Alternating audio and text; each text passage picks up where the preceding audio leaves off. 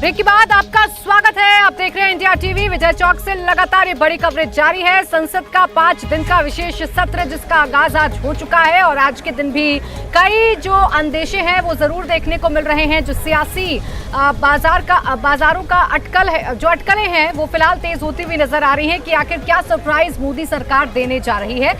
मेरे साथ खास मेहमान भी बने हुए हैं। शिवम त्यागी जी, विपक्ष को आपसे सबसे बड़ी शिकायत ये है कि आप जो कुछ भी करते हैं उसमें विपक्ष को क्यों नहीं कंसर्न में रखते हैं, क्यों विपक्ष से बात नहीं करते हैं, क्यों विपक्ष को नहीं बताते कि आप संसद में क्या करने जा रहे हैं। सरप्राइज वाली आदत क्यों? देखिए, एक तो सबसे पहले एक और चीज़ पर मैं ये आना चाहूँगा कि खड़गे जी ने जो खास तौर पर ये भी कहा कि हमारी वतन परस्ती पर सवाल मत उठाइए, हम आपसे बड़े वतन परस्त हैं। तो मैं तो सिर्फ एक ही चीज़ कहना चाहता हूँ कि अगर वतन परस्ती आज की कांग्रेस में होती या उनके डीएनए में होती तो पूरी कांग्रेस इस देश के प्रधानमंत्री मोदी को हटाने के लिए पाकिस्तान के पैरों में ना पड़ी होती।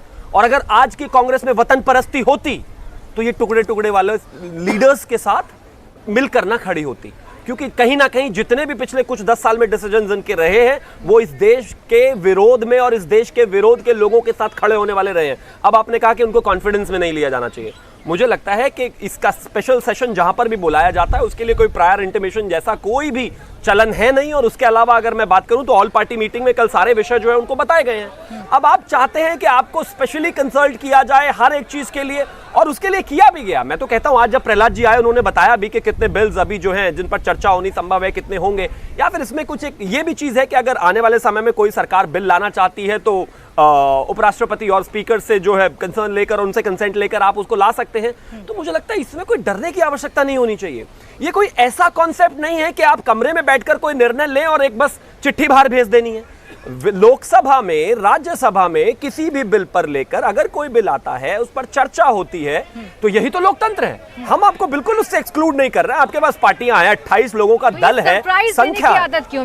विपक्ष का ये कहना है ना कि आप लोग कुछ भी करते हैं सिर्फ इस मैं में रहकर करते हैं, तानाशाह हो गए हैं। आपको कोई भी फैसला विपक्ष के साथ मिलकर नहीं लेना, सिर्फ वाहवाही लूटनी। जी देखिए, तानाशाही जो करते हैं वो इमरजेंसी लगाते हैं, तानाशाही जो करते हैं वो पत्रकारों को बैन करते हैं, तानाशाही जो करते हैं कि नए राज्य अगर बनाने हो, मैं नाम नहीं लेना चाहता, तो असेंबली के दरवाजे बंद कर लोगों को खींच कर बाहर निकालकर और कैमरास बंद करके राज्य बनाए जाते हैं। तानाशाही जो लोग करते हैं ना उनको वही सब कुछ समझ में आता है और वो उससे बाहर कभी निकलते नहीं है। अगर सदन में बैठकर विपक्ष के साथ चर्चा करना तानाशाही है तो मुझे लगता है कि फिर उनको शायद तानाशाही का मतलब नहीं पता। कम से कम आज वाले जो लोग हैं वो अपने दादी के बारे में पढ़ लेंगे तो उनको समझ में आ जाएगा तानाशाही किसे कहते हैं। ये तानाशाही नहीं है, ये एक लोकतंत्र है, स्वस्थ लोकतंत्र है। और हाँ, इसमें चर्चा परिचर्चा के लिए जगह है। अगर आप मैं अगर भारतीय जनता पार्टी के 80 के दौरान की बात करूं तो 2 सांसद भी हुआ करते थे। बावजूद उसके जब इस देश में अटल बिहारी वाजपेयी बोलते थे तो पूरा देश सुनता था, विपक्ष भी सुनता था। आज भी अगर उनके पास नेता हैं, लोग हैं, नियत है, अलायंस है, सब कुछ तो है, तो अगर कुछ आता है तो संसद में तो चर्चा के लिए तैयार रहना चाहिए। छिपाते हैं जो फॉर्मूला विपक्ष पर लागू हो रहा है कि वो डरते क्यों हैं, तो आप लोग क्यों नहीं बताते हैं? पहले से बता देंगे तो ऐसा क्या है जो आपको लगता है कि बस बता देंगे तो ये चीज हमारी खत्म हो जाएगी? हमने तो बता दिया ना, जो बिल्स पर डिस्कशन होना है वो सब मीडिया में है, जो होना है वो सब मीडिया में है, जो चीजें आनी है वो सब मीडिया में। अब मोदी नाम का डर इतना हो गया इनको कि अगर कोई भी एक काम करना है या किसी भी एक चीज में जाना है, अगर स्पेशल सेशन बुलाया तो अपने आप ही पहले से ही शुरू कर दिया। सरप्राइज एलिमेंट है, सरप्राइज एलिमेंट है, मोदी जी ने सेशन बुलाया, ऐसा तो हो ही नहीं सकता कि कुछ बड़ा ना हो। मतलब इतना कॉन्फिडेंस भी इस देश के प्रधानमंत्री में विपक्ष को है, इससे ज्यादा बेहतर और क्या हो सकता है? डरने की आवश्यकता नहीं है। क्या वो बात इतनी ही सिंपल है? ये जो विपक्ष का डायलेमा है, जो विपक्ष जो भी कुछ बातें कह रहा है, क्या जिस तरीके की कार्यशैली रही है मोदी सरकार की उसको लेकर विपक्ष की ये सवाल जायज नहीं है कि आप जो भी करते हैं उसमें विपक्ष को कॉन्फिडेंस में क्यों नहीं लेते? पहले से क्यों नहीं बताते कि आप क्या करने वाले हैं? देखिए, मैं एक चीज़ क्लियर कर देना चाहता हूं कि विपक्ष की कार्यशैली जो है वही अगर प्रधानमंत्री मोदी की कार्यशैली होती तो प्रधानमंत्री मोदी को 2 चुनाव में इतना प्रचंड बहुमत नहीं मिलता। देश की जनता ने विपक्षी कार्यशैली को देखा है, देश चलाते हुए देखा है। 2004 से लेकर 2014 तक देश की स्थिति देखी है, किस तरीके से पॉलिसी पैरालिसिस देश हो गया था, निर्णय नहीं होते थे और भ्रष्टाचार के कितने कांड हो रहे थे, सब पूरा देश जानता है। मुझे लग रहा है कि प्रधानमंत्री मोदी जब 2014 से आए वो लगातार काम कर रहे हैं, 24 घंटे 7 दिन काम करते हैं, किसी दिन छुट्टी नहीं मनाते हैं। और विपक्ष का ये आरोप है कि हमें भरोसे में नहीं लिया जाता। मुझे लग रहा है प्रजातंत्र के अंदर संसद सर्वोच्च संस्था होती है, सारे निर्णय वही बहुमत के आधार पर होते हैं।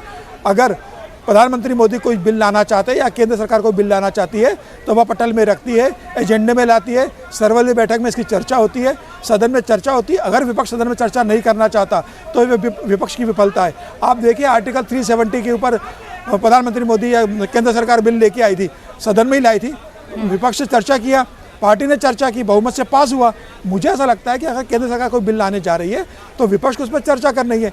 इसमें ऐसा कुछ भी नहीं है कि बताते नहीं है। अब विपक्ष ये चाहता है कि हमें 15 दिन पहले बता दिया है कौन सा बिल आने वाला है, किस तरीके से आएगा, केंद्र सरकार क्या काम कर रही है, क्या योजनाएं बना रही है, G20 को लेकर क्या प्लान बना रही है। तो मुझे ऐसा लग रहा है ये संभव नहीं है। प्रधानमंत्री मोदी जो करते हैं वो बहुत स्पष्ट होता है, साफ होता है, देश के हित में होता है और सभी के पक्ष में होता है। विपक्ष को इस बात को समझना चाहिए। और मुझे ऐसा लगता है कि आने वाले 4 दिन जो नए सत्र में बीतने वाले, विपक्ष केंद्र सरकार के आने वाले बिलों में सार्थक चर्चा करे, अपना पक्ष रखे और बहुमत के आधार पर बिल का फैसला होगा। शिवम त्यागी जी, आप लोग बेशक कहें कि विपक्ष सिर्फ रोता धोता है, विपक्ष सिर्फ राजनीति करना जानता है, एक मसला है जिस पर विपक्ष आपके साथ खड़ा हुआ है और मैं देख रही हूँ विपक्ष का पूरा ट्विटर हैंडल महिला आरक्षण बिल से भरा हुआ है। महिला आरक्षण बिल का समर्थन कर रहे हैं, आप लोगों से मांग कर रहे हैं कि महिला आरक्षण बिल लेकर आइए ना, पास हम लोग कराएंगे। तो साथ तो दे रहा है विपक्ष, अपना स्टैंड अब आपको क्लियर करना है। 28 लोगों ने अगर महिला आरक्षण बिल पर जो है अपने कंसेंशंस बना लिए हो तो भारतीय जनता पार्टी या सरकार को कहने के वो हकदार बिल्कुल है। लेकिन अपने ही साथ में एक तरफ आप मुलायम सिंह यादव जी की पार्टी को लेकर चल रहे हैं, एक तरफ आप लालू प्रसाद यादव जी की पार्टी को लेकर चल रहे हैं और भूल गए जब महिला आरक्षण बिल आया था तो यही 2 लोग और इन्हीं 2 लोगों की पार्टी थी जो वेल में घुसकर पेपर्स फेंक रही थी। बल्कि लालू प्रसाद यादव जी का तो यहां तक का बयान है कि महिलाओं को अगर आरक्षण दे दिया कल सर पर चढ़ेंगी वो। इस तरह की सोच वाले लोगों को आज आप अपने साथ रखकर कहते हैं कि हम महिला आरक्षण बिल के समर्थन में हैं। अगर समर्थन में है तो एक बार उनसे पूछ लीजिए, उनकी भी राय ले लीजिए। और ऐसा क्यों है कि जब आप विपक्ष में होते हैं, जब आप सत्ता में नहीं होते हैं, तब आपको महिला भी याद आते हैं, दलित भी याद आते हैं, पिछड़े भी याद आते हैं। सत्ता में होते ही आप इन सबकी सुध नहीं लेते। मैं तो कहता हूं कि शुरुआत में ही प्रहलाद जी ने कहा था कि जितने भी पेंडिंग बिल्स हैं उनको लेकर भी ऑल पार्टी मीटिंग में चर्चा होगी और हम उसको भी आगे रखेंगे। मुझे पूरी उम्मीद है कि ये चर्चा हुई होगी। अब उस पर निष्कर्ष क्या निकलेगा अलग विषय है, लेकिन महिला आरक्षण बिल पर भी यानी कि विमेन रिजर्वेशन बिल पर भी उनका स्टैंड कभी कोई क्लियर नहीं रहा। उल्टा जब इसकी चर्चा पहले हुई थी, जब 2003-4 में आया था, तो उस समय भारतीय जनता पार्टी विपक्ष में आरजेडी और समाजवादी पार्टी को छोड़ दीजिए जो इस बात का विरोध करते हैं, इस बिल का विरोध करती है। कांग्रेस तो खुलकर आपका साथ दे रही है। जो महिला सांसद हैं वो तो चिट्ठियां तक लिख रही हैं कि महिला आरक्षण बिल को लेकर आइए। सेलेक्टिव विषयों पर सेलेक्टिव पार्टीज को छोड़ देना अलायंस का काम कैसे हो सकता है? अलायंस मतलब अलायंस है, अलायंस मतलब एक पर्टिकुलर बात पर सबकी एक राय होना।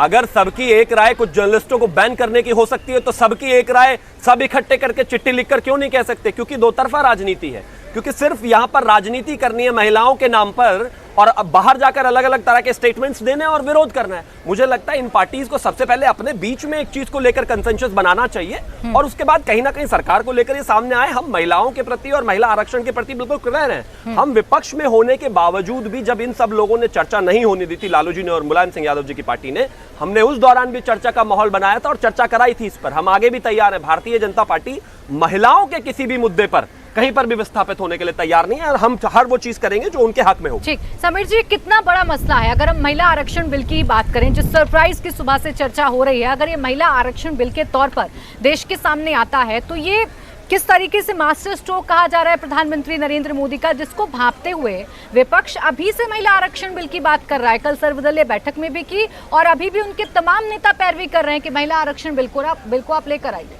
देखिए, मैं प्रधानमंत्री नरेंद्र मोदी की एक बात का जिक्र करना चाहता हूं। जब मनमोहन की सरकार में महिला आरक्षण बिल पास नहीं हो सका लोकसभा के अंदर, लालू प्रसाद यादव और मुलायम के दबाव के कारण जब सरकार ने कदम पीछे खींच लिए, तब गुजरात के मुख्यमंत्री रहते प्रधानमंत्री नरेंद्र मोदी ने इस बात का जिक्र किया था कि यह सरकार की इच्छा शक्ति का अभाव दिखाता है, सरकार को इस पर आगे बढ़ना चाहिए था और भारतीय जनता पार्टी इसके समर्थन में थी। मुझे ऐसा लग रहा है कि प्रधानमंत्री मोदी लगातार 2014 से देश के हित में काम करते आ रहे हैं। आज जरूर विपक्ष को महिला आरक्षण बिल याद आ रहा है। मुझे लगता है कि 2014 में जब प्रधानमंत्री मोदी की सरकार आई थी, उसी समय विपक्ष ये कह सकता था कि आप महिला आरक्षण बिल लेके आइए, आपके पास प्रचंड बहुमत है, हम आपका समर्थन करने को तैयार है। लेकिन 40 साल से महिला आरक्षण बिल किसने लटका के रखा है? किसकी इच्छा शक्ति थी जिसके कारण यह बिल पास नहीं हो पाया? कौन इस पर राजनीति कर रहा था? प्रधानमंत्री मोदी लगातार एक से एक एजेंडे के ऊपर काम करते जा रहे हैं और मुझे ऐसा लग रहा है जितने भी पुराने पेंडिंग है, और आज उन्होंने कहा भी है कि जो हमने सफलताएं पाई है और जो ऐतिहासिक मामले लंबित है उन पर हम तेज़ी से काम कर रहे हैं। आर्टिकल 370 प्रधानमंत्री मोदी ने किया, 3 तलाक पे प्रधानमंत्री मोदी आगे बढ़े, गरीबों दलितों पिछड़ों के लिए प्रधानमंत्री मोदी योजनाएं लेके आए। मुझे ऐसा लग रहा है कि यह महिला आरक्षण का जो बिल है यह प्रधानमंत्री मोदी और केंद्र सरकार के एजेंडे में शामिल है। हो सकता है यह 2 दिन के अंदर आ जाए, हो सकता है ये अगले सत्र में आ जाए, यह भी हो सकता है कि 2024 में प्रधानमंत्री मोदी जब तीसरी बार देश के प्रधानमंत्री बनेंगे उस समय वो महिला आरक्षण का बिल लेके आए। लेकिन यह तय है कि प्रधानमंत्री मोदी के ही नेतृत्व में, उन्हीं की सरकार में महिलाओं को न्याय मिलेगा, महिलाओं को भागीदारी बढ़ेगी देश की राजनीति में, और प्रधानमंत्री मोदी के नेतृत्व में ही महिला आरक्षण बिल आएगा, ये तय है।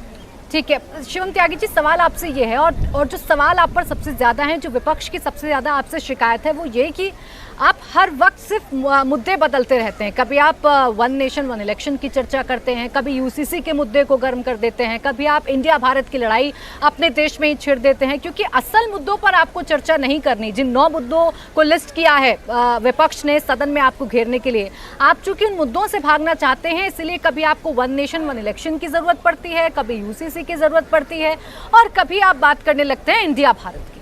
देखिए, मुझे लगता है कि जब आप कभी भी कोई चर्चा करते हैं तो उसका जो परिपेक्ष है वो जानना बड़ा आवश्यक है। 1 नेशन 1 इलेक्शन कोई आज का एजेंडा है नहीं, और ये भारत का सिर्फ आज का एजेंडा नहीं है। अगर आप इस देश में रहते हैं तो कम से कम, अगर आप 1947 से पहले भी नहीं जा सकते तो आज़ादी के बाद का इतिहास तो याद रहना ही चाहिए। इस देश में 52 में, 57 में, 62 में, 67 में 1 नेशन 1 इलेक्शन ही था भाई। 4 इलेक्शंस इस देश में एक साथ ही हुए हैं, लोकसभा विधानसभा सब साथ ही होते थे। लेकिन 69-70 के बीच में इंदिरा जी ने कुछ राज्य की सरकारों को भंग किया अलग अलग कारणों से, और गरीबी हटाओ का नारा देकर 71 में चुनाव कराकर प्रचंड बहुमत तो ले लिया, वो अलग बात है, गरीबी कभी हटी नहीं। आप आज मानते हैं कि देश 24/7 365 डेज एवरी वीक अगर सिर्फ इलेक्शन मोड में ही रहेगा तो वो इस देश में चर्चा कब करेगा? इस देश के सार्थक विषयों पर चर्चा कब होगी? फॉर एन एग्जाम्पल, अगर अब यहाँ पर सदन चल रहा है, कल तुरंत ही किसी भी राज्य में चुनाव होते हैं। मैं मानता हूँ इस पर एक सीरियस डिबेट होने की आवश्यकता है, और मैं तो कहता हूँ मेरे देश के प्रधानमंत्री ने तो लाल किले की प्राचीर से ये कहा था कि इस बात पर चर्चा होनी चाहिए। और अगर मैं, आप और बाकी विपक्ष भी मिलकर इस पर चर्चा कर रहा है तो एक लोकतंत्र का आधार और तरीका चर्चा ही है। जहां तक बात यूसीसी की है, मैं कहता हूं उस पर भी एक विचार दिया जाना चाहिए।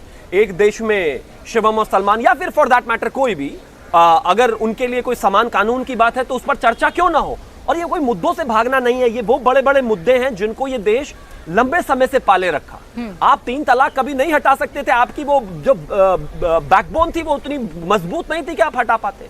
आप 370 नहीं हटा सकते थे क्योंकि आपको हमें जो आज के मुद्दे हैं, जो सोनिया गांधी ने अपने खत में लिखे हैं, उन मुद्दों पर विपक्ष आपसे चर्चा चाहता है, उनसे जवाब चाहता है, चाहे महंगाई हो, बेरोजगारी हो, मणिपुर हो, चाहे अडानी का मुद्दा हो, चाहे हरियाणा की हिंसा। सोनिया जी की चिट्ठी का जवाब भी इधर से गया है, और मैं कहना चाहता हूं कि हम हर विषय पर चर्चा करने के लिए तैयार हैं, बशर्ते कि आप तैयार होकर आए तो सही।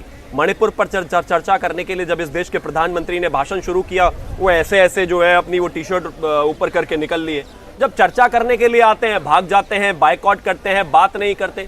मैं मानता हूं हम हर चर्चा के लिए तैयार हैं, आप आइए तो सही डेटा लेकर। बस बशर्ते ये आपको ध्यान रखना पड़ेगा कि 15-15 दिन पहले इंटीमेशन नहीं मिलेगा। मैं मानता हूं आपका जो लीडर सबसे बड़ा है वो थोड़ा चीजों को प्रोसेस करने में लेट कर देते हैं, 15 दिन लग जाते हैं उनको, लेकिन लोकतंत्र ऐसे फंक्शन नहीं करता। आप किसी भी मुद्दे पर चर्चा करना चाहते हैं करिए, लेकिन एक कॉरम में रहकर करिए और चीजों को चलने दें, चर्चा को चलने दें, बात हो, बहस भी हो फॉर दैट मैटर, ये देश समझे जाने इस देश के बारे में। लेकिन आप करने को तैयार ही कहां है? पिछले सेशन में भी आपने देखा किस तरीके से वॉश आउट हुआ। चर्चा किसे कहते हैं हम बताते हैं। निर्भया के विषय में भी तमाम चीजें हुई, तमाम हंगामा हुआ, लेकिन चर्चा हमने इंश्योर की कि चर्चा हो।